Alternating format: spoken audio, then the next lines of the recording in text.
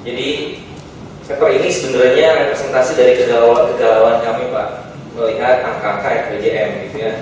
Jadi RPJM waktu pertama kali di-announce itu masa target rata-rata 7% dalam 5 tahun ke depan. Terus kemudian implikasi dari itu ada sekitar 26.000 pembiayaan yang harus kita siapkan dalam waktu 5 tahun. Kemudian dari situ di breakdown 4.000 triliun dari government, gitu ya. Kemudian sisanya itu dari sekitar 22.000 triliun itu dari swasta. Pertanyaan kami waktu itu adalah apakah mungkin gitu? Karena kami lihat secara historis ada gap yang besar antara terus di angka RPJM ini, next ya. Jadi angka RPJM itu di breakdown gitu ya, dari government berapa, dari private berapa, kemudian dari private juga di breakdown berapa bank, berapa asing, berapa bond, berapa saham gitu. Nah, simpelnya gitu ya, untuk melihat apakah ini bisa atau tidak, ya kami coba lihat historis dari 2010 sampai 2014. Kami bikin laporan 2015 gitu. Dari situ ternyata ada gap data historis kita, misalnya untuk perbankan itu belum sekitar 19% gitu ya. Kalau data 2010-2014. Kemudian dengan skenario-nya RPJM itu sekitar 24% untuk bisa memenuhi target pembiayaan tadi gitu. Nah, angka 2014 itu belum memperhitungkan pelambatan yang terjadi di 2015, ya kan? Dengan dimana kredit jangankan 20%, 12% aja bank itu disuruh-suruh gitu kan, dalam tanda kutip injak kaki ya, untuk semangat memberi penyaluran kredit gitu. Di samping juga nanti dalam konteks misal sektornya sendiri itu ada beberapa isu gitu. Saya sebenarnya teman-teman dari PKS kan, jadi biar sharing ini pandangan makro gitu untuk kemudian bisa disupport dari misalnya finansial sektor. Itu idenya kita seperti itu. Next. Nah, yang penting juga adalah bahwa dari angka 26.000 triliun, 5.000 triliunnya itu ditargetkan buat infrastruktur. Nah, isu penting di sini ada di samping pertama jumlah, yang kedua adalah infrastruktur kita ketahui sendiri itu long term financing, gitu ya. Nah, problemnya di kita adalah di kita hampir 80-85% itu sumber pembiayaan utama ekonomi kita dari bank, yang sebenarnya itu short term financing, gitu ya. Sehingga pertama dari sisi size ada problem, yang kedua dari sisi jangka waktunya juga ada problem. Belum lagi nanti kalau kita breakdown dari sisi instrumen yang jangka panjang juga kita sangat terbatas gitu. Sebagai gambaran mungkin awal 2015 kami semangat untuk mendorong bond project lah, terutama corporate bond. Terus kemudian lebih spesifik lagi ke project bond. Kenapa? Karena ini yang kita butuhin untuk long term financing. Tapi ternyata kemudian ada requirement tertentu yang mengharuskan kita untuk menyiapkan langkah-langkah untuk bisa mencapai ke arah sana gitu. Sehingga kemudian paper ini itu ingin membahas pertama adalah pertanyaan utamanya adalah apakah kapasitas finansial sektor kita itu bisa mensupport growth yang ditargetkan oleh pemerintah, yaitu rata-rata 7% gitu ya. Kami bikin skenario ini dari 2015 proyeksi, sehingga pada saat misalnya 2015 cuma di bawah 5%, artinya juga itu udah PR untuk di akhir tahun berikutnya. Nah, pertanyaan yang kedua adalah kalau misalnya cukup atau tidak cukup, kalau di kita itu kan BKR kebijakan apa atau apa yang harus kita lakukan untuk mengatasi permasalahan tadi gitu. Nah, dua pertanyaan ini yang akan kami coba jawab dalam paper ini gitu. Next ya. Next. Tadi beberapa hal gitu ya. Nah, kalau Pak John diskusi mengenai ini, dia selalu bilang supply sama demand, Pak. Supply-nya ada enggak, demand-nya ada enggak. Cuma saya suka tuker supply fund atau supply bond gitu ya. Tapi di sini supply fund gitu ya. Misalnya beberapa challenge kita untuk katakanlah kita kan tadi masih strict di apa di banking minded gitu ya. Di awal tahunnya ramai bicarain, yaitu suku bunga yang tinggi gitu ya. Itu salah satu tantangan di dalam pertama isu di banknya sendiri, isu kemudian tenornya sendiri. Nah kemudian di samping itu juga ada tadi cost of fund-nya sendiri gitu ya. Kita punya struktur, ada DPK, ada premi, ada kemudian NIM gitu ya. Berbagai faktor ini yang kemudian mengakumulasi sehingga secara relatif tingkat suku bunga kita itu masih lebih tinggi dibandingkan yang peers kita gitu. Itu yang jadi challenge utamanya. Kemudian yang lain juga adalah dari supply dananya sendiri gitu ya. Secara makro, kalau kita lihat angka saving rate kita masih relatif rendah dibandingkan dengan negara lain. Jangankan dengan Singapura yang memang sudah sangat advance dengan salah sektornya, dengan Malaysia, mungkin dengan Filipina gimana ya? Masih lebih rendah nggak? Jadi kalau Malaysia sama Singapura itu udah jauh lah kita gitu ya. Makanya nanti dari paper ini untuk membawa arah pengembangan sektor keuangan kita itu kita benchmark nanti Malaysia misalnya untuk melihat gapnya seperti apa, kemudian arahnya yang nanti akan kita itu seperti apa. Next. Ini dari juga challenge Pak. Nah, yang uniknya mungkin dari bank sendiri kan kita bank 80-85% gitu ya. Tapi yang uniknya lagi ternyata kredit to GDP kita itu masih sangat rendah dibandingkan dengan negara-negara even ASEAN gitu. Kita cuma sekitar 30-35% gitu. Nah, lebih unik lagi 30 dari sisi apa bank size-nya besar tapi kredit to GDP-nya masih relatif kecil. Tapi untuk mendorong itu juga nggak mudah ternyata. Kenapa? LDR kita sekarang udah sekitar 89 dari threshold 92 gitu ya. Jadi ada beberapa hal yang juga jadi challenge gitu. Ini angka apa? Di GDP-nya Pak, GDP Indonesia 37, Singapura 128,9, Malaysia 124, Thailand 154, Filipina yang masih dekat kita lah. Tapi kita juga nggak mau dekat Filipina sebenarnya. Kita sama Vietnam pun kalah gitu ya. Kemudian dari bond juga kita masih relatif rendah. Tadi yang aset masyarakat mendominasi bank aset GDP, kemudian juga. Jadi kalau dari arah ini idealnya dengan melihat target pertumbuhan ekonomi, terus kemudian kebutuhan kita untuk infrastruktur yang long term gitu ya, maka harusnya desainnya ke depan pertama mengurangi ketergantungan ke bank, kemudian mengarahkan instrumen-instrumen yang ada di kita itu untuk instrumen-instrumen yang jangka panjang gitu. Itu kira-kira arah dari paper ini. Targetnya apa tadi? Kontribusi pertama peran financial sektor sebagai sumber pembiayaan pembangunan khususnya untuk pertumbuhan ekonomi sesuai dengan target pemerintah terpenuhi. Yang kemudian juga tadi indikator-indikator financial deepening kita itu membaik relatif dibandingkan dengan peers kita gitu lah. Next. Nah yang menarik juga ini data saya suka nih chart ini gitu Pak.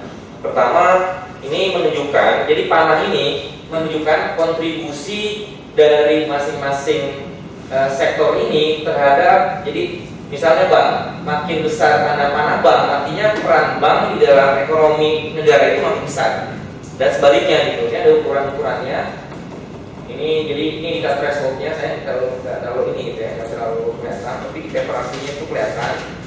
Di message-nya pertama tadi makin besar tanda panah yang ada di bulat tadi itu makin besar juga kontribusi dari sektor di ya misalnya ini ada bank, ada rumah tangga, ada private dan seterusnya gitu. Nah di kita uniknya adalah tadi seperti kita dibahas di awal, bank itu pertama size-nya besar sekali panahnya, hampir semua sektor gitu ya. Ini pokoknya ini bank gitu ya. Saya ini nggak kelihatan ya pointernya. Pointersnya ada yang lain. Jadi yang apa yang bulat di ini bank nih. yang kiri itu Indonesia, yang kanan tuh Malaysia. Nah kalau kita lihat yang di Indonesia, kalau lihat dari sini dan lihat size dari panahnya, itu yang besar adalah bank. Jadi semua channeling itu hampir semuanya bermuara atau diarahi dari bank. Jadi rumah tangga naruh uang di mana? Di bank. Kemudian swasta dari mana dia membiayain aktivitasnya? Dari bank. Gitu ya. Nah, kalau kita lihat juga interlinkage di kita itu masih relatif tidak terlalu kompleks dibandingkan dengan Malaysia. Nah, saya lihat Malaysia. Nah, pertama dari sisi panah besarannya gitu ya. Jadi misalnya antara bank, kemudian reksadana, pemerintah dan seterusnya itu hampir relatif merata gitu. Terus rumah tangga dia nyimpan uang tidak hanya di bank, maka mungkin sebagian kecil aja kalau lihat tanah panah biru dari household, bank household di Malaysia itu banyak ke mutual fund, ke pensi dan seterusnya. Itu bagus, kenapa tadi dia sifatnya long term gitu ya. Nah kalau bayangan kami pertama arah di kebijakan kita untuk mensupport growth tadi kedalaman dari finansial sektor kita ke ekonomi itu harus lebih banyak gitu ya. Kemudian juga peran bank mau tidak bisa kita hindari tetap besar, tapi sekali lagi perlu juga ada diversifikasi gitu, tidak hanya ke bank tapi juga ke institusi maupun ke instrumen yang memang match dengan kebutuhan kita tadi yang sifatnya long term gitu ya. Coba next ya. Nah untuk menjawab pertanyaan pertama, kami bikin model sederhana Pak, nanti ada lebih bisa detail nih bagaimana parameter-parameter dari ini bekerja. Jadi yang kita assess pertama adalah apakah, jadi kita bikin outlook sampai dengan 2019 berapa kira-kira penciptaan kredit yang bisa dilakukan oleh bank dengan beberapa asumsi tertentu, mulai dari asumsi PDB, asumsi LDR ini bukan Raisa ya, ini LDR beneran. Jadi kemudian ada velocity of money dan seterusnya gitu. Nah dari asesmen kita dengan asumsi-asumsi ini sebenarnya kalau kita hasil hitungan ini kita bandingin dengan bank, kapasitas bank itu masih sebenarnya cukup dengan beberapa asumsi tertentu. Yang utama misalnya aktivitas ekonomi mungkin bisa lebih baik. Kalau makin tinggi aktivitas ekonomi, kemungkinan untuk mencapai kapasitas yang kita inginkan itu makin besar. Kemudian tadi LDR ini kami tetokin ke atas gitu ya. LDR ini eksistinya sekitar 90% gitu ya. Kita tetokin sampai 94 itu tinggian gitu. Tapi dengan isu yang sekarang kita dorong tax amnesty, saya sih yakin oke nih, masih oke nih, tidak terlalu masih bisa tidak jadi constraint gitu.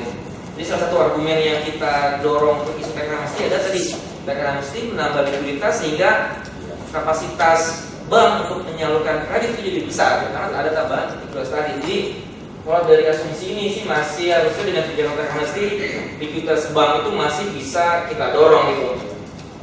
Yang lain juga yang penting adalah mengenai velocity of money gitu, bagaimana efisiensi dari perekonomian kita dalam menggunakan uang gitu. Makin efisien artinya kapasitas kita juga makin bisa ditingkatkan.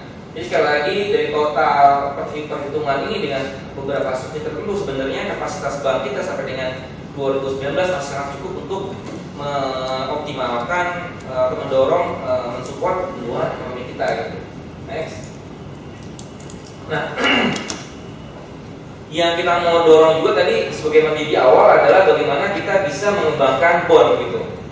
Idenya adalah kita mau mendorong pertumbuhan obligasi, tapi tidak kemudian menyebabkan terjadinya pelarian dana dari bank ke obligasi gitu. Jadi makanya kemudian tetap jadi sebagian dari asetnya bank itu kan dalam bentuk obligasi gitu. Sehingga salah satu demand dari bond adalah bank. Sehingga pada saat kita menghitung berapa bond yang bisa kita terbitkan untuk membiayai pembangunan, mau tidak mau kita menghitung berapa kemampuan dari bank untuk menyerap obligasi tersebut. Karena kami sih yakin 5 tahun ke depan bank akan masih dominan gitu, sehingga mau tidak mau kita harus menghitung berapa obligasi yang bisa diserap oleh bank gitu. Ini kira-kira perhitungannya. Nah, yang penting juga dari bond ini adalah sebenarnya pension fund. Pak Yopi sangat familiar dengan ini. Next, makanya kemudian dari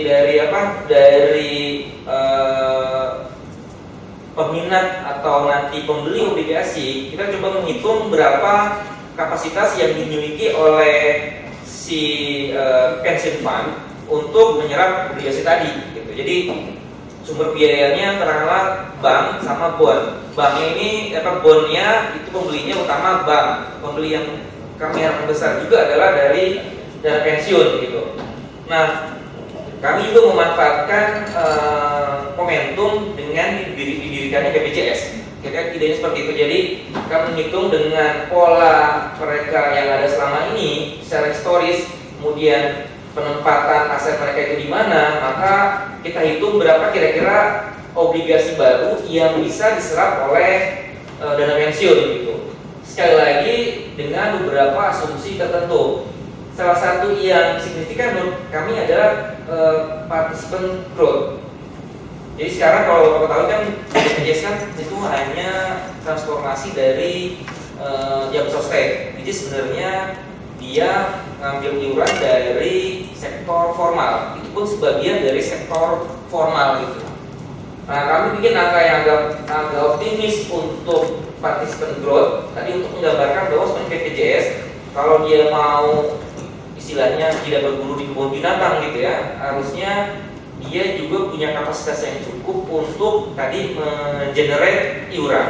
Nah, iuran ini yang kemudian terjadiin sumber untuk investasi. Nah, next. Nah, yang menarik dari kita adalah sebenarnya tadi di samping bagaimana mereka mengkolek iuran untuk mengumpulkan dana, juga ada perilaku dari investasi instrumen di mana mereka itu ditempatkan gitu ya. Jadi ini stories 2014-2015 misalnya bond sudah lumayan bagus 47,5, kemudian ada deposit masih besar, kemudian stok 20,4 dan seterusnya. Kita harapkan sih kalau kita pakai benchmark di negara lain, misalnya kayak IPF tuh sama mirip BPJS, itu pension fundnya Malaysia gitu sangat besar sekali. Kalau kami sih, kalau BPJS bisa kita kelola dengan baik, harusnya BPJS bisa secantik IPF itu dalam hal mengakumulasi dana kemudian menempatkan dana tadi. Jadi participant growth, kemudian bagaimana dari dana tadi didapat dikolek itu jadi isu penting. Isu lain juga yang menarik adalah yang rame-rame kemarin adalah dulu kan dari dana yang sudah dikumpulkan ada sebagian yang harus di-retain gitu.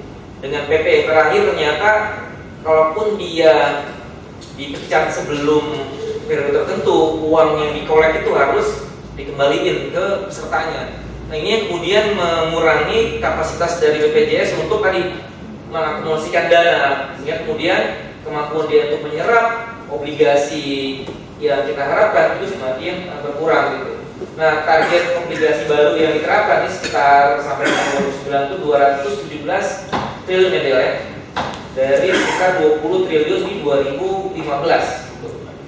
Sekali lagi tadi ada asumsi mengenai participant growth untuk mengakumulasi dana yang penting, yang kemudian juga perilaku dari si BPJS di dalam menginvestasikannya. Kita harapkan dalam 5 tahun ke depan ada pergeseran yang penting dari deposito misalnya untuk lebih ke obligasi.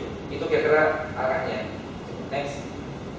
Ini summary-nya, jadi dari total kredit baru yang diciptakan oleh banking sektor, kemudian dari bond baru yang bisa dibeli oleh bank, plus bond baru yang bisa dibeli oleh pension fund, itu kami hitung dari di 2019 itu ada 14% sumber pembiayaan yang bisa kita pakai untuk menstimulus growth. Nah, kalau kita bandingkan antara hitungan-hitungan ini, totalnya sekitar 9.309 triliun dibandingkan dengan RPJM yang 9.175 triliun, sebenarnya kapasitas finansial sektor kita sebenarnya masih cukup. dengan sekali lagi beberapa asumsi maupun kebijakan tertentu gitu Pak. Itu kemudian yang perlu kita dorong gitu. Coba next. Nah ini beberapa hal yang menurut kami harus didorong. Pertama, kenapa ada paper ini? Kami prefer dulu sama diskusi dengan Pak Luki. Kalau Pak ini ingat, kita harus punya roadmap finansial sektor kita mau dibawa kemana gitu ya. Sampai saat ini sih OJK ada, tapi yang integratednya saya sih belum ada. Bank sendiri, bond sendiri dan seterusnya. Idealnya ada yang payung besarnya gitu ya. Kemudian tadi best practice internasional perlu kita didorong. Nah, waktu kami bikin ini FKPPK itu masih embrio, tapi sekarang udah lahir. Harusnya isu-isu mengenai financial deepening ini juga bisa lebih ada wadahnya lah untuk saling berinteraksi, karena di beberapa isu yang kami list itu ada interaksi yang kuat antar Kementerian Keuangan, antar Bank Indonesia, antar OJK Pak, yang perlu wadah untuk saling diskusi, kemudian ada satu kebijakan bersama yang bisa dilakukan gitu. Kemudian juga instrumen juga harus lebih diversifikasi. Kemudian untuk perlu juga dikembangkan yang non konvensional financial institution Pak. Contohnya yang LPPI sekarang gitu, yang karakternya sesuai dengan kebutuhan kita gitu. Kalau cuma bank aja, jadi kalau ceritanya Pelindo untuk bisa yang long term, big term, dia harus refinancing tiap tahun tuh. Jadi misalnya dia butuh pembiayaan 3 atau 4 tahun gitu. Jadi setahun berakhir itu di rollover lagi. Jadi itu tuh karena memang bank by nature dia short term gitu, yang punya terbatas kalau didorong atau dipaksa untuk yang agak-agak long term gitu. Next. Nah jadi ini yang pengen kami dorong Pak untuk yang tadi gitu. Pertama ada market deepening, ada institution deepening, ada skill deepening, ada sektor deepening. Nah market deepening misalnya kami sangat diskusi dengan ADB, dengan IMF, itu kalau untuk pengembangan tuh ada yang namanya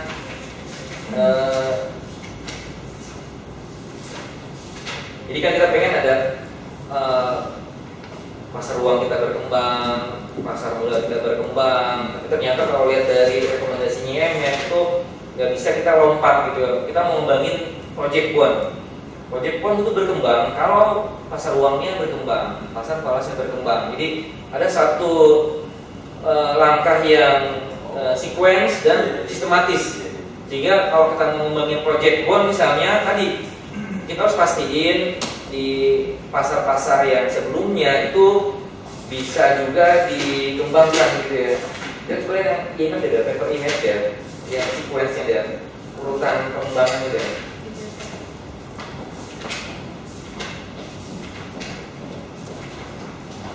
Ada file ini ya? Kalau di sini dulu aja deh.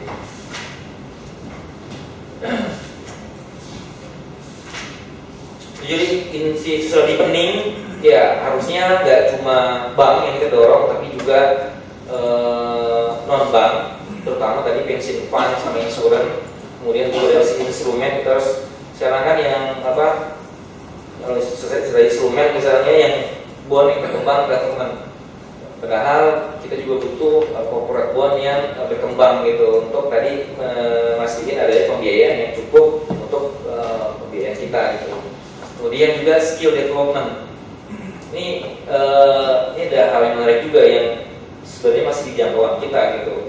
Jadi kalau kita mau dorong financial sektor kita, kan ada hal-hal yang sangat spesifik yang dibutuhin oleh financial sektor, misalnya sektor insurance. Untuk bisa menghitung berapa profil kewajiban dan asetnya, mereka butuh aktuaria. Sementara aktuaria kita terbatas gitu. Nah, salah satu yang kita propose di paper ini sebenarnya tadi kalau selama ini LPDP itu hanya membiayai yang sektor formal gitu, S1, S2, S3, tapi sebenarnya pengen usul untuk LPDP juga bisa membiayai untuk keahlian-keahlian yang perlu didorong dalam sektor keuangan, misalnya aktuaria atau analis keuangan dan seterusnya gitu, sehingga tidak hanya sektor formal tapi juga yang profesi gitu bisa disupport oleh LPDP. Itu mestinya lagi pada saat kita mau dorong sektornya atau institusinya, SDM-nya kita punya cukup. Ini menurut saya ini sequence yang dipropos oleh IMF. Waktu kami diskusi dengan ADB pun mereka strongly suggest ini kita lakukan gitu Pak.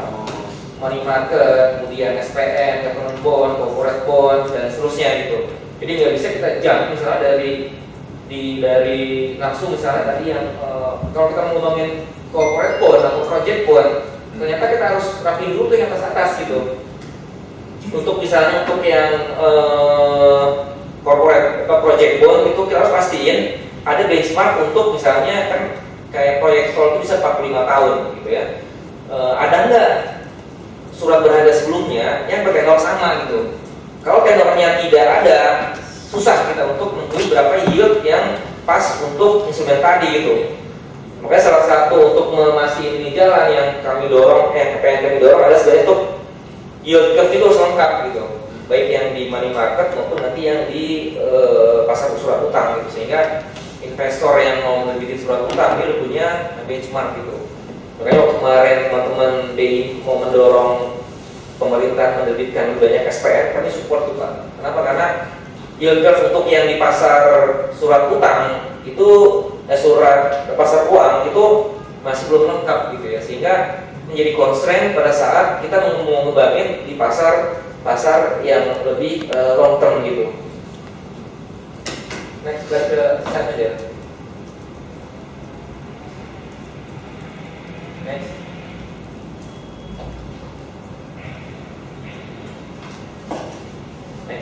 Nah dari beberapa kerangka kebijakan tadi kami coba list beberapa hal yang perlu didorong tadi, misalnya untuk menentukan tadi untuk menciptakan perkembangan yang sequence dari mulai pasar uang sampai dengan aset-backed securities, perlu ada yield curve yang lengkap baik di pasar uang maupun pasar surat utang. Nah di kita masih banyak yang bolong, terutama di pasar uang, sehingga salah satu yang didorong misalnya meningkatkan penerbitan asalnya 3 bulan. Jadi kebetulan kami mengamati yang 3 bulan Pak. 3 bulan ini sebenarnya polanya juga masih, kalau kata IB, tidak ada polanya gitu. Padahal untuk tadi orang mau masuk atau karena punya kaitan juga dengan yang lain, maka perlu gitu untuk pasar SPN yang liquid gitu. Kemudian juga yang kita diskusikan dengan Pak Wahyu dengan IBPA kemarin, ternyata kalau yang yield curve untuk pasar surat utang itu udah lumayan lengkap dan di-compare oleh IBPA. Tapi untuk yang pasar uangnya itu belum dipublish dan belum ada gitu. Idealnya tadi kami sekali lagi pengen mendorong ada yield curve yang lengkap mulai dari pasar uang sampai dengan pasar surat utang gitu. Kemudian tadi untuk meningkatkan likuiditas pasar, untuk orang mau membeli di pasar obligasi kita perlu ada sweetener gitu. Nah, salah satu sweetener yang kami pengen dorong adalah pasar repo-nya itu bisa liquid gitu. Nah, so far pasar repo yang di eligible untuk dijual ke BI itu hanya yang government.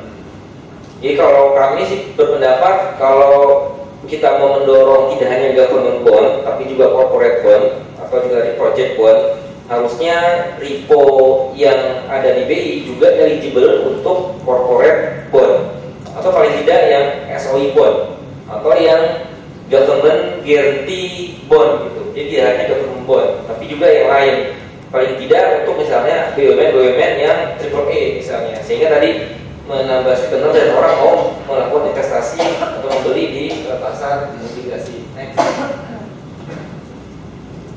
Ini sebenarnya dilakukan tadi yang mewajibkan pension fund sama insurance fund untuk mengalokasikan minimal berapa yang harus di obligasinya gitu. Buat government bond it's good thing, tapi buat corporate bond yang kasihan lagi sebenarnya. Juga ada beberapa instrumen juga kenapa kami dorong hedging, kami dorong SPN karena kami juga pengen hedging itu jalan. Nah, hedging itu jalan perlu ada benchmark untuk tingkat suku bunga domestik yang setara gitu. Sehingga untuk pengembangan hedging perlu SPN yang liquid. Untuk perlu SPN yang liquid, pemerintah perlu lebih banyak menerbitkan SPN yang 3 bulan gitu. Tapi kalau dari pemerintah ya harus lebih aktif, kemudian kemungkinan bunganya itu yang mungkin relatif lebih tinggi dibandingkan dengan yang long term gitu ya. Next. Tadi ada data di BPJS, kemudian perlakuan teks yang mungkin harusnya bisa tadi yang early tax ini ya, tadi yang pencairan dini itu juga harusnya dikembalikan ke posisi awal. Jadi kalau 3 tahun si pekerja itu dipecat, kemudian dia bisa menarik dananya yang ada di BPJS, ya kemampuan BPJS untuk mengakumulasi dana terbatas gitu. Jadi kami mendorong untuk pengembangan yang long term itu harusnya dikembalikan ke posisi awal. Kemudian universal bank mungkin agak kontroversial, tapi memang idealnya juga didorong gitu untuk pengembangan tidak hanya bank tapi juga ke institusi yang lain. Kemudian yang juga adalah asset backed securities, terutama yang paling dekat itu kayak PLN, juga mungkin bisa dikembangkan. Next. Tadi yang kami sih pengen dorong LPDP tidak hanya yang formal tapi juga yang profesional, terutama untuk yang kita butuh di financial sektor. Kemudian tadi waktu kita kunjungan ke Malaysia, mereka punya dana yang semi sovereign itu yang menggaranti obligasi yang mau diterbitkan oleh corporate. Jadi ada kalau secara size bond ini efisien pakai biaya pakai bond, tapi si penerbitnya tidak cukup eligible atau ratingnya tidak cukup gitu ya, maka ada peluang guarantee institution itu masuk gitu Pak. Jadi kami juga pengen mendorong salah satu cara untuk mengembangkan corporate bond adalah tadi adanya satu lembaga yang mirip dana jamin. Juga sebenarnya mirroringnya udah ada. Pak Amir salah satu pendirinya, IIGF. Jika kalau saya ini IIGF sekarang mandatnya sangat terbatas. PPP tahun ini dibuka untuk direct lending gitu ya, sama yang lain. Tapi kalau lihat dana jamin, dia perusahaan biasa tapi bisa sangat disupport oleh government-nya. PI itu sovereign dia, tapi mungkin tadi cakupan terbatas, support dari government juga belum tidak sekali. Kalau di dana jamin itu bebas teks Pak, kita masih kena teks gitu ya. Itu beberapa hal yang mungkin bisa kita dorong. Pak Prabowo juga sangat familiar dengan IIGF ini. Itu mungkin kira beberapa hal yang dari kerangka makro yang kami list, kemudian kami coba identifikasi isu-isu yang perlu didorong. Nah, salah satu cara kami untuk mendorong isu ini adalah di forum ini gitu Pak. Kita sama-sama kalau misalnya pendapat itu kita dorong. Itu mungkin dari saya, dari Adel yang utama ya. Silakan deh. Ngapain kata-kata mutiara boleh? Jadi seperti yang sudah disampaikan Pak Ferry tadi, sebetulnya ide dari paper ini adalah untuk mendorongkan bahwa non-bank financial institution itu bisa jadi game changer untuk ekonomi kita. Seperti yang kita lihat di Malaysia kemarin, memang it takes years untuk mencapai di fase itu, di mana supplier utama dari dana di ekonomi di Malaysia itu adalah pension fund punya BPJS dan sebagainya. Dan tadi kan seperti disampaikan Pak Ferry tentang asumsi-asumsi itu sebetulnya kalau hasil akhirnya itu kita masih misalnya kita sering lihat di data BPS, yaitu data tenaga kerja bukan penerima upah dan penerima upah, karena memang masih besaran bukan penerima upah, which is artinya informal sektor itu masih besar, dan itu merupakan tantangan besar juga buat kita nanti dalam mengembangkan pension fund ini. Jadi semuanya itu interlinkage. Jadi yang terakhir tadi dari paper kita, dari total penerima upah itu pada akhirnya kita akan mencakup 85% coverage. Itu ambitious memang, tapi memang kita arahnya memang untuk cover semua, at least di informal sektor. Tapi di informal sektornya memang di akhir paper tadi 2019 skenario-nya akan tercapai tercover 15% dari penerima upah. Tapi dari situ saja kita bisa lihat bahwa ada perkembangan signifikan dalam 6 tahun ke depan. Kalau misalnya kita bisa mengutilisasi rencana itu aja, kita bisa meningkatkan size dari pension fund menjadi 6% dari PDB gitu Pak. Jadi so far saya mau emphasize itu aja ya. Jadi memang yang di Malaysia itu sangat-sangat bisa kita aplikasikan, meskipun ya nanti pada akhirnya masih call to maturity. Misalnya kita masih baru akan membangun di primary marketnya aja, karena kalau misalnya pension fund kan pasti call to maturity, tapi at least kita bisa men-secure long term financing yang kita butuhkan di perekonomian sekarang. Udah itu aja Pak, kira-kira dari saya. Makasih. Baik, terima kasih banyak. Ini paper sangat menarik. Jadi rupanya pepatah Cina itu betul ya. Di pantai, ombak itu akan mendorong ombak. Paper selain masukan kepemimpinan juga masukan kritisi.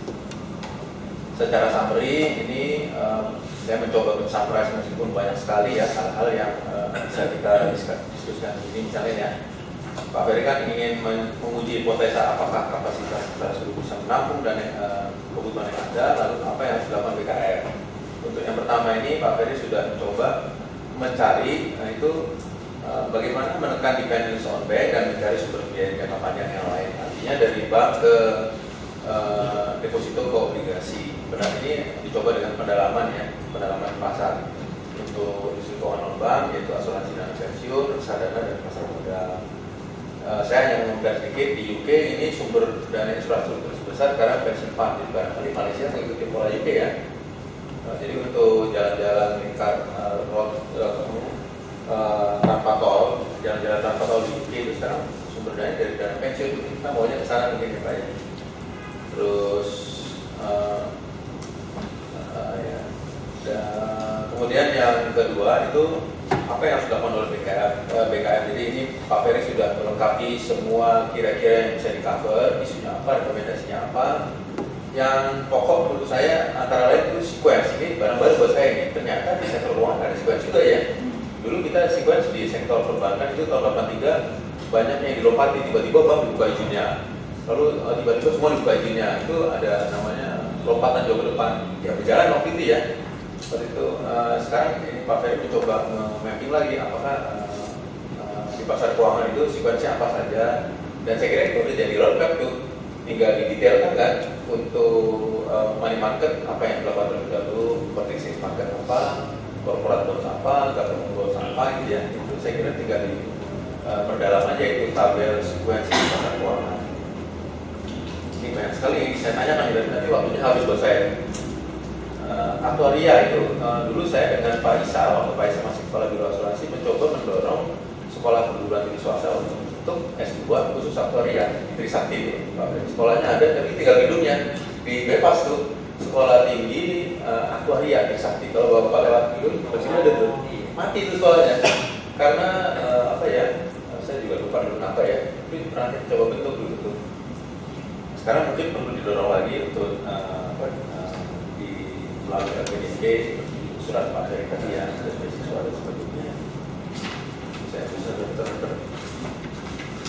saya kira kalau saya ngomong nanti habis waktunya buat saya. Jadi saya kita sepakat aja apakah pertanyaan atau Pak Ferry-nya masih ada 2 menit lagi lupa berarti atau berikutnya. Pak Ferry sampai jam berapa sih? 5 menit selesai sini. Ya. Kalau masih ada waktu, apa mau jawab dulu atau mau dilanjutkan? Kalau ada pertanyaan, lanjut lagi. Kalau nggak ada lanjut kami ya. Oh ya, jadi saya berikan kesempatan kepada Flor. Silakan kalau mau menanyakan Pak Ferry, mumpung Pak Ferry masih ada. Terima kasih. Silakan Pak Janamir. Terima kasih Mas Ferry, Mbak Adel. Ini apa ya? Kita sudah ditinggal kembali lagi. Isu pembiayaan infrastruktur itu isu yang sempat terngiang-ngiang lama di kepala gitu sampai berapa tahun 2006 mulai. Ada pertanyaan besar yang selama ini memang ini coba dijawab. Sebetulnya kita problem di pembiayaannya atau enggak? Ada enggak sih pembiayaannya untuk proyek ambisi besar proyek infrastruktur? Dan tadi Mas Ferry mencoba menyampaikan bahwa salah satu temuannya perlu kita mendiversifikasi. Cuman saya akan men-challenge sedikit ini Mas Ferry, Mbak Adel. Kita memang sangat dominan di perbankan, dan tadi makanya didiversifikasi. Antara lain yang menjadi proposalnya adalah dana pensiun, sudah dibuat BPJS Ketenagakerjaan. Nah, cuman yang jadi soal nih, saya coba merefresh back ingatan saya bahwa secara struktur perekonomian kita, tadi Mbak Adel sempat menyinggung di akhir bahwa kita sektor informalnya sangat besar, dan ini salah satu tantangan bagaimana mereka masuk ke dalam sistem pensiun kita. Jadi itu sudah menjadi tantangan. Yang lain lagi adalah secara struktur itu distribusinya juga ini yang formal dengan penghasilan tinggi mendol nih Pak, gitu kan. Terus yang informal juga rata-rata ke bawah dan itu yang sangat banyak. Artinya kalau kita mau mencoba membenchmark tadi UK, membenchmark Malaysia, ada satu constraint besar bahwa mereka sudah pada level pensiun itu menjadi kebutuhan. Di kita mungkin ini yang mungkin tadi terima mau, nggak mau. Nah, mungkin dari sisi itu saya tadi mungkin terlewat ya, belum ada ya coba masuk ke sini, tapi seberapa sih potensinya belum terakses, saya belum melihat. Atau kalau sudah terakses mungkin bisa mulai masuk kepada bagaimana tadi saya nggak paham juga tadi sequence-nya gitu. Ini yang saya tanyakan. Pertanyaan saya yang kedua, coba mohon Mas Ferry, Mbak Adel. Terus yang kedua, ini kan yang lagi seru ketika kita tadi masalah likuiditas yang sangat terbatas di sektor perbankan, terus ada tax amnesty. Tadi hitungannya sebetulnya masuk, cuman yang saya pikirkan tax amnesty itu kan batas waktunya pendek. Artinya dana diberi kesempatan dibuka lebar-lebar, menggerojok masuk dengan sangat cepat.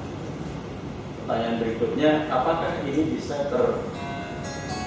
tersalurkan di infrastruktur tadi dengan caranya? Kalau tidak, mungkin ini juga jadi problem lain di sektor keuangan, sektor keuangan. Mungkin ini dua isu yang saya anggap betul. Baik. Terima kasih Pak. Ya baik, terima kasih. Silakan penanya berikutnya atau mau dijawab dulu Pak? Jawab aja Pak. Oh iya baik. Ya baik, silakan jawab dulu. Mungkin makasih Mas Awir ya. Jadi ini yang ada sebagian parameter kita bikin eksogen, karena kita nggak ada. Tapi memang kita kalau bisa didalemin itu bagusnya terus yang jawab untuk yang partisipasi growth itu kita dari mana angkanya gitu ya. Kemudian juga kami sebenarnya dari paper ini tahun ini ada mau target 2 lagi tuh Pak. Satu terkait infrastruktur khusus, kita mau ada workshop tanggal 4 Agustus di Bali namanya di Welcome gitu ya. Untuk satu paper itu lagi sebetulnya secara makro yang menarik buat saya untuk mengadres yang tadi gitu ya. Itu tadi yang consolidated setting and investment policy. Jadi sampai kalau saya lihat terpisah nih, kita punya kebijakan untuk investasi, tapi kemudian ada kebijakan terpisah sendiri untuk saving. Mungkin belum banyak kali yang didorong. Baru kemarin misalnya yang dulu tapel kam dan seterusnya, sekarang baru mulai lagi dengan tabunganku gitu ya. Tapi yang masif untuk mendorong saving itu belum. Yang kedua, yang mengkonsolidasikan antara kebijakan saving dengan investmentnya itu belum ada. Itu satu paper lagi yang targetnya tahun 7 ya dia ya, yang harus selesai gitu ya targetnya. Jadi itu tadi mau mengadres isu-isu tadi itu Pak. Itu mungkin dari saya tambahan untuk respon pertanyaan Pak Amir. Mungkin Anda bisa nambahin.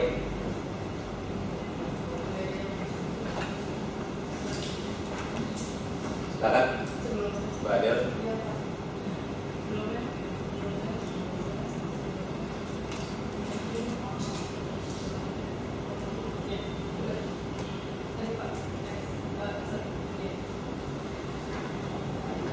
Pak Amir, terima kasih pertanyaannya. Betul sekali. Tadi kalau misalnya kita highlight sebetulnya beda ya kita dengan Malaysia. Levelnya sebenarnya stage starting point-nya itu beda kalau misalnya sekarang dengan mereka.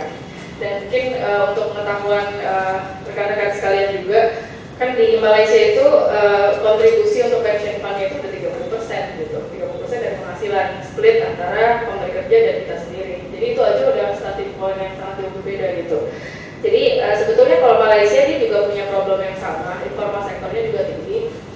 itu karena memang IPF ini sudah sebetulnya IPF itu pemberian dari pemerintah Inggris Pak. Jadi dia sudah ada dari berpuluh tahun yang lalu dan dia memang udah akumulasi aset sehingga mungkin coverage dari formal sektornya udah hampir maksimal. Sedangkan kita sekarang tuh masih 35% dari total penerima upah gitu, masih sangat kecil, kurang dari 50% pekerja di formal sektor bayar iuran untuk BPJS Ketenagakerjaan ini.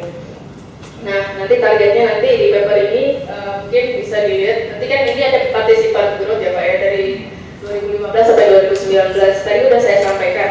Jadi kondisi di tahun 2015 sekarang tuh 35% dari total penerima upah atau dari formal sektor, sedangkan untuk yang sektor informal baru 3%. Jadi itu kecil banget emang, yang awalnya 7,9. Nanti sampai tahun 2019 itu baru agak bagusan. Jadi di tahun 2019 kan formal sektor udah hampir semuanya mencakup 85%, sedangkan untuk sektor informalnya baru 15% di tahun 2019 itu Pak. Jadi ya ini kita udah kontak juga sih dari teman-teman yang punya model labornya di BPJS, dan mereka pakai ini gitu. Ya memang ambitious dari 30% sampai 80%. Tapi saya rasa itu achievable karena sekarang kita udah punya benar-benar institusi yang benar-benar yang itu benar-benar mentargetkan kinerjanya untuk mengcover semua sektor formal. Sepertinya sih dari assessment ini lumayan sudah terkonfirm lah Pak dengan peer assessment dari BPJS kayak gitu. Terus kalau boleh Pak ya, tadi menanggapi sedikit yang tax amnesty. Ya mungkin ini somehow bisa Pak Ferry suka sekali gitu mengulikkan antara kajian kita sama tax amnesty. Yang memang nanti harapannya ke sana gitu. Istilahnya setidaknya pada saat pembahasan tax amnesty semua itu sudah pada duduk bareng dan masing-masing udah mulai kebuka, tercover gitu problem-problemnya. Misalnya BUMN, bagaimana penerbitan obligasi di BUMN itu mostly refinancing misalnya, dan mereka memang belum tahu manfaat dari obligasi yang rupiah gitu misalnya. Jadi entah karena mereka memang pendapatan dan bebannya itu in dollars atau gimana, kan memang ada beberapa yang seperti itu, tapi mereka memang belum terlalu tergabung di istilahnya di rencana strategisnya tentang pentingnya obligasi rupiah supaya mengurangi resiko-resiko mismatching dari nilai tukar sama shock dari ekonomi global gitu. Jadi setidaknya pas pembahasan itu saya witness sendiri itu memang udah membuka problem-problemnya, dan mungkin nanti at the end of the tax amnesty period itu mungkin kita nggak bisa pasti investor akan masuk ke yang istilahnya yang kita bisa keluar gitu nantinya, misalnya di under depositsnya banks atau semua investor yang istilahnya secondary marketnya bagus gitu. Tapi at least di titik ini kita udah punya idea yang merucut gitu secara nasional bahwa kita mau gitu Pak menutup financing yang long term. Itu aja sih Pak. Silakan, tolong sebut nama. Siap, terima kasih Pak. Paling Pak tadi bilang Pak. Oh, udah dikenal Pak, udah terasa tuh. Kalau ada Wardana dari pusat kebijakan Kabinet dan multilateral. Apa mau dipanggil kepada Pak Ferry tadi? Terima kasih Pak Ferry dan Bu Adel ya. Luar biasa ya produktivitasnya. Walaupun struktural tapi berfungsi dengan baik. Maksudnya apa itu maksudnya? Jangan komisi sila-sila. Baik. Mungkin bisa di slide terakhir tadi supaya lebih fokus apa yang mau saya sampaikan. Baik. Ini karena menyinggung PDB ya. Saya sebagai konsultan PDB merasa ikut lah. Salurkan ya berarti saya. Tersalurkan. Di situ yang satu hal yang ingin saya masukkan adalah bukan non formal, tapi non degree. Non formal ini seperti pendekatan kelima ini, kuliner ini. Tetapi itu small mistake lah, low quality mistake, jadi ada masalah. Tetapi yang ingin saya sampaikan ya, rekomendasi bisa dibuat gitu. Misalkan yang pertama menurut saya itu adalah concern kepada flexible labor supply. Jadi selama ini Indonesia itu sangat fix gitu. rigid, tidak bisa moving. Jadi kita misalnya Pak Ferry sangat expert di financial sector gitu ya, dia cannot move to private sectors, right? Nggak bisa pindah ke private sector, nggak bisa pindah ke BUMN dengan mudah-mudahan balik lagi dengan begitu gampang gitu. Seperti Singapura. Dibilang setia. Bukan masalah setia, beliau pengen banget. Tapi dikunci. Jadi yang pertama rekomendasi bagaimana kita bisa membuat flexible labor supply, bahwa di industri yang sama, private dengan public itu sangat mudah. Misalnya ada teman-teman dari DBS, bisa mudah pindah ke kita. Setelah kita pindah ke mereka. That's better for us gitu ya. Karena kita punya dua sisi yang kemudian kita bisa memahami dengan policy making. Itu menurut saya. Yang kedua adalah pendaya gunaan dana atau assistance untuk membuat non-degree program ini. Jangan hanya LPDP yang sebetulnya mereka juga sekarang kesulitan lah, memang karena begitu banyaknya pesanan gitu ya, karena begitu banyak yang dikirim, sekarang kesulitan juga dan tidak begitu konsep. Kita berpikir Pak, di PKP itu banyak sekali dana yang tersedia, international funding, yang sifatnya grant, yang bisa kita arahkan ke sana. Saya adalah penerima beasiswa dari dulunya JFM World Bank ke Tokyo. Itu awalnya dulu adalah beasiswa itu banyak non-degree program dipindahkan ke degree. Nah kalau kita butuhkan sekarang non-degree diperbanyak, kita alihkan lagi. Yang degree program, gak usah banyak-banyak dokter seperti Pak Ferry ya. Pindahkan saja ya ke program-program non-degree gitu. Karena udah banyak dokter lah. Dia sudah. Gitu kira-kira Pak. Jadi satu yang pertama adalah flexible labor supply, yang kedua adalah bagaimana melibatkan teman-teman kita di berbagai sektor, terutama di international organization, ada bisa membantu. Saya kira kalau tambahan itu tambah powerful lah. Bapak bisa pikir bagaimana. Terima kasih Pak.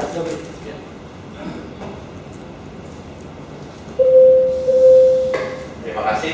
Saya ingin menanggapi sedikit dari Bapak berdua. Ini bukan karena saya PKN dan bukan orang bukan juga ya. Pertama sumber dana yang dipertanyakan Pak Hidayat Amir kan sumber dana yang ini source dananya dari mana? Ya ini kan potensi dana BPJS besar sekali Pak ya. Dan ini kan sampai 2019. Artinya kan kita baru mulai mengumpulkan dana ya dengan berbagai cara. Itu jadi menurut saya kalau apa ya seteris paribus, menurut saya tercapai ya 2019 ya seteris paribus ya.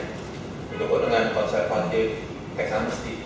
Artinya nggak seperti yang sekian ribu triliun dan yang dana konservatif aja seperti mas saya tercapai setelah ini.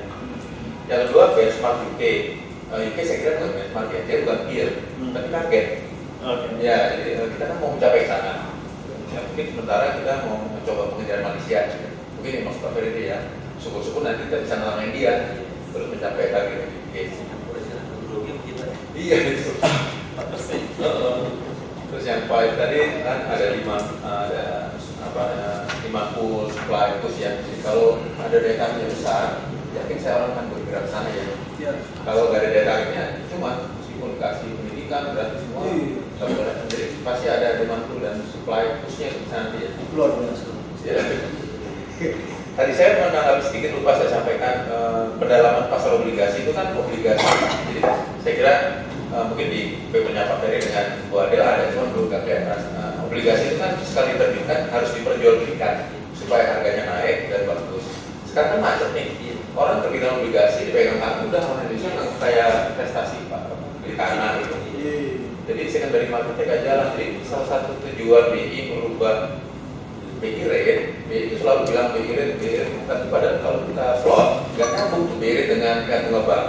Jadi dia perubahan sekarang pakai 7 days repo purchase itu juga adalah harga obligasi di secondary market 7 hari repurchase order ya. Jadi kalau kita beli nanti 7 hari lagi kita bisa jual, harganya ditetapkan BI yang 7% itu. Jadi sekarang perlahan-lahan dia sudah mulai perkenalkan. Ini loh, saya coba mengenalkan tingkat bunga obligasi di secondary market dengan harapan itu ada pendalaman pasar di obligasi. Saya kira Pak Ferry ada sudah tahu ya. Jadi yang dikerjakan oleh BPI itu yang Pak Ferry itu kan badan yang mencoba menghitung berapa sih tingkat bunga obligasi yang layak ya BPI itu.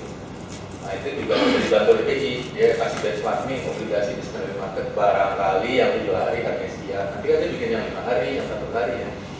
Jadi saya kira perlahan pendalaman pasarnya saya kira akan berjalan. Terima kasih. Silakan pertanyaan berikutnya.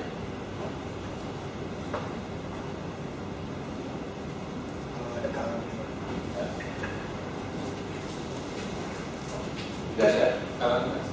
Ya, mau PKS kan nggak ada ya? Oh sayang ya. Maksudnya kita telepon ya sekarang. Itu saya ambil emosi.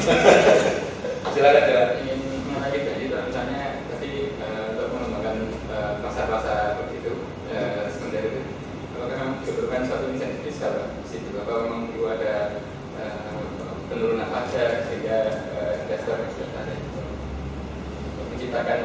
Terima kasih. Mas Pita, Pak Jainul dari PKM. Silakan Pak Ferry banyak. Hadir, ya susun aja dia semua adalah PKM sini. Scroll aja deh.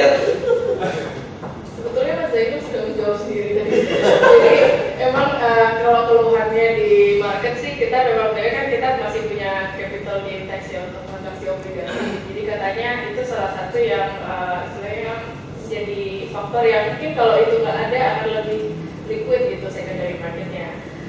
Kita memang belum assess maksudnya dampak itu apakah benar nanti akan seperti itu. Tapi memang kalau kita lihat peers ya misalnya Singapura gitu dia kan udah nggak menggunakan pajak pada capital gain misalnya. Jadi mungkin ini salah satu hal yang bisa kita upayakan supaya secondary market itu berkembang gitu Pak. Soalnya kalau misalnya ngelihat ya misalnya untuk BUMN aja, misalnya kemarin kita sempat diskusi kalau secondary market BUMN, obligasi BUMN itu seperti apa sih? Nah orang PLN misalnya dia cukup optimis gitu melihat animo terhadap obligasi BUMN. Jadi obligasi BUMN sudah masuk dalam aset kelas yang lumayan bagus loh kan menjadi sovereign gitu. Jadi untuk BUMN saya rasa saya aman gitu. Jadi tinggal mungkin kalau untuk yang corporate yang lebih luas itu bisa dengan penerapan pajak yang sangat-sangat rendah gitu untuk memacu secondary marketnya. Itu sih Pak. Karena pembelinya pasti ada gitu kan seperti itu. Kalau BUMN. Terima kasih. Sedikit mengenai pajak di pasar uang gitu ya. Saya pernah dibawa Pak LK, bos saya namanya Pak Puan Rahmani. Jadi kita disuruh ke DJP setiap hari itu. Saya dengan Andri ya, minta keringanan pajak untuk pasar saham dengan pasar obligasi. Pajak bilang itu jauh panjang, kita sekarang maunya kata orang pajak nggak bisa. Tapi itu kan berlaku ekonomi, nanti orang masuk pasar modal, itu berobligasi bisa. Ya itu kan target kalian nanti kan 5 tahun lagi saya baru pensiun nih. Saya nggak mencapai. Persis Pak Ferry, jadi tadi saya nggak mencapai ya udah kita pulang kan. Terus waktu itu Pak Darmin ketua Bapak MLK, kita dikirim pajak kan. Saya waktu itu masih di LK-nya, jadi saya minta Pak Darmin untuk kesana dengan kawan-kawan dari Bapak MLK. Terus Pak Darmin jadi dirjen pajak. Ketuanya Pak Puan Rahmani kan, kirim lagi kita sana menagih. Beliau ketua Bapak MLK, Pak ini dulu kan Bapak bilang kita harus ke pajak, sekarang Bapak yang dipajak. Oh maaf tidak bisa. Saya sudah berbeda. Itu mustahil kan Pak Darmin. Kenapa? Kita ada target tiap tahun ya. Kalian kembali aja ke Puan Rahmani bilang, aku saya pensiun. Kenapa dan itu? Nah kita kembali ke Pak Puan ada. Pak Puan jadi dirjen pajak. Kita datang lagi ya. Kita berakhir kan. Pak Puan gimana? Udah lah ya sini ngopi aja. Ini fakta ya. Artinya di mana kita berdiri di situ payu dijunjung. Di mana kita berdiri di situ langit dijunjung ya. Jadi ini saya kira buat kita yang sektor keuangan ini bukan hal mudah ya, masalah keringanan pajak. Karena itu beda persepsi dengan orang pajak ya. Apalagi sekarang kan, tiap tahun bertahun sekian. Nah ini cuma sharing aja. Tapi untuk yang PLN dia masih pendapat sama kita Pak. Pak tapi sharingnya direkam. Sharingnya direkam. Nggak apa-apa. Masih hidup.